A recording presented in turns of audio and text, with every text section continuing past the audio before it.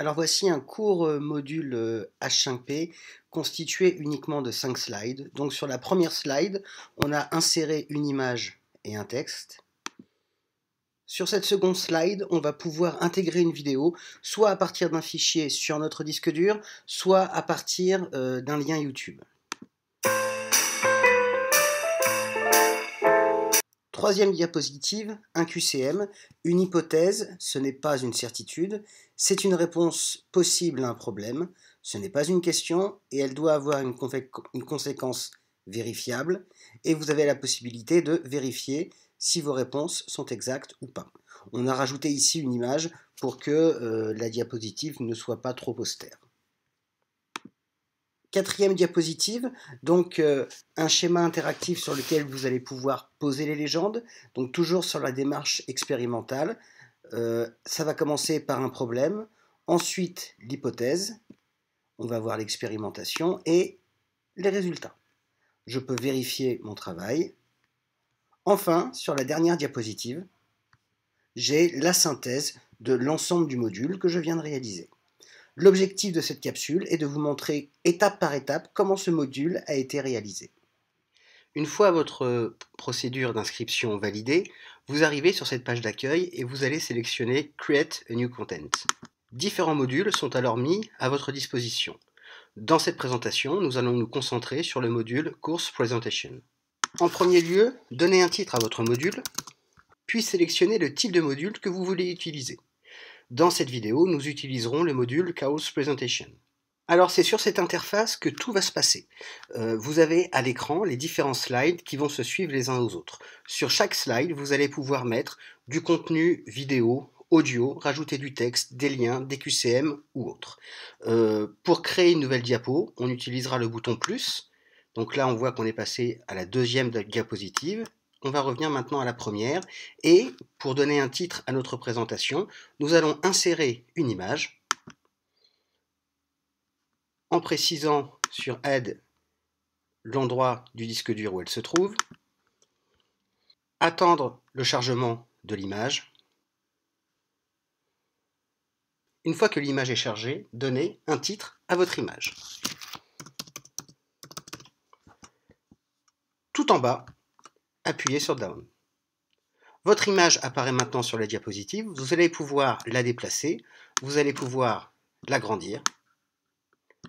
Enfin, vous allez pouvoir insérer un texte.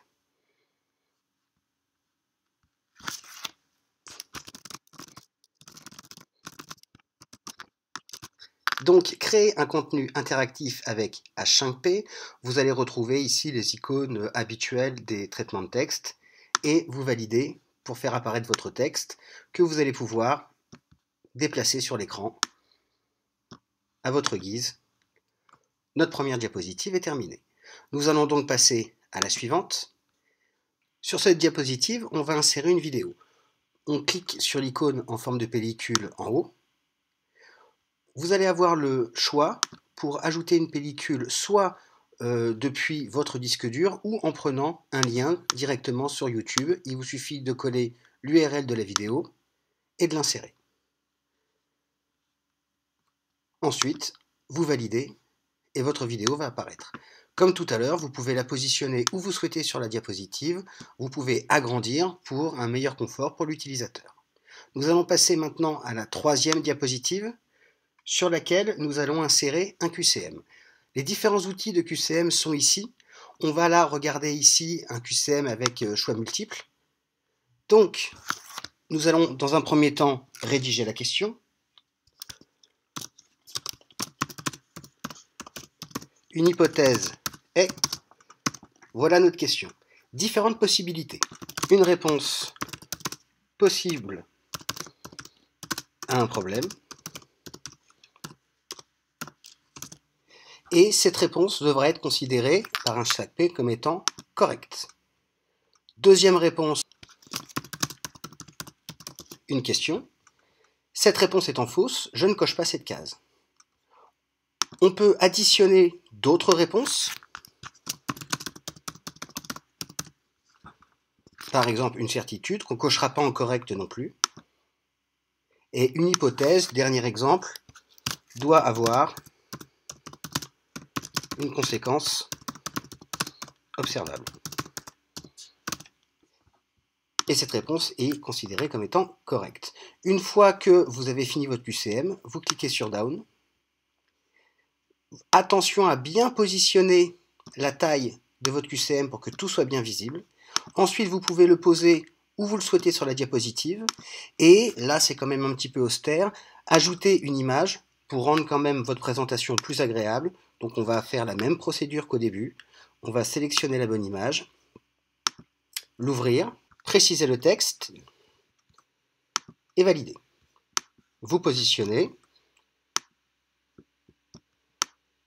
Et voilà qui est fait pour cette troisième diapositive.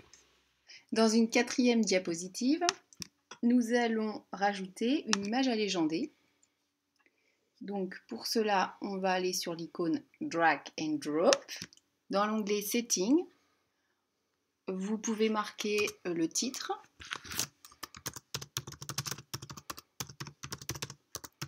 Si vous ne désirez pas le voir, vous pouvez cliquer ou décliquer sur Show Title. Pour insérer l'image, vous allez sur Add et vous allez la rechercher dans votre disque dur. Une fois que l'image a été téléchargée, pensez à préciser en dessous les dimensions de votre image de départ. En effet, vous allez avoir des difficultés à redimensionner l'image à partir du module H5P. Donc vous remettez la taille de l'image en natif. Ici, c'était du 900 sur 1100. Puis vous validez. Redimensionnez bien l'image afin de bien voir le check. Pour créer l'interaction, cliquez de nouveau sur l'image et allez sur le petit stylo, Edit. Et vous allez maintenant sur l'onglet numéro 2, Task. Il va falloir créer des drop zones que vous allez faire avec cet onglet-là. Notez le titre de votre drop zone. Donc ici, ça sera problème. Changez l'opacité si vous désirez. Donc là, nous allons mettre 50. Puis, vous cliquez sur cette zone pour indiquer à H5P qu'il n'y a qu'une réponse possible pour cette zone. Puis Done. Vous allez placer votre drop zone à l'endroit désiré et la redimensionner. Vous allez faire de même pour toutes les drop zones que vous désirez intégrer. Donc, deuxième drop zone, hypothèse, avec une opacité de 50, comme tout à l'heure. Toujours en cochant une unique réponse et Done. On redimensionne et on place au bon endroit. Pensez toujours à que votre drop zone soit toujours plus large que l'étiquette à insérer. Troisième et dernière drop zone que l'on veut insérer dans notre exemple, résultat. Avec une opacité toujours de 50, une seule bonne réponse, Done. On déplace et on redimensionne.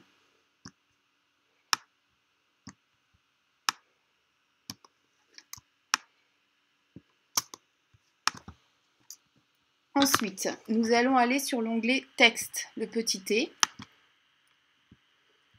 Donc, nous allons là créer nos différentes étiquettes. Nous avons 3 étiquettes à créer. Donc, la première, problème.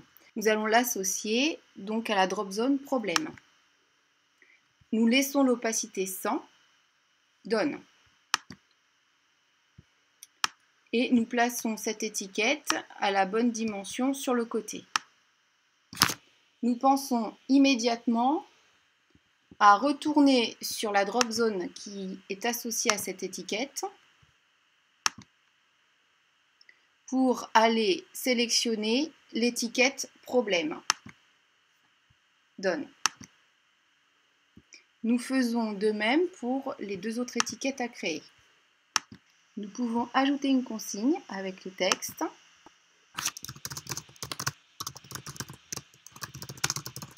Placez les différentes étapes de la démarche expérimentale à leur place. Nous validons. et nous déplaçons la consigne à l'endroit souhaité. Nous sauvegardons régulièrement avec Save et grâce à View, nous pouvons voir le résultat.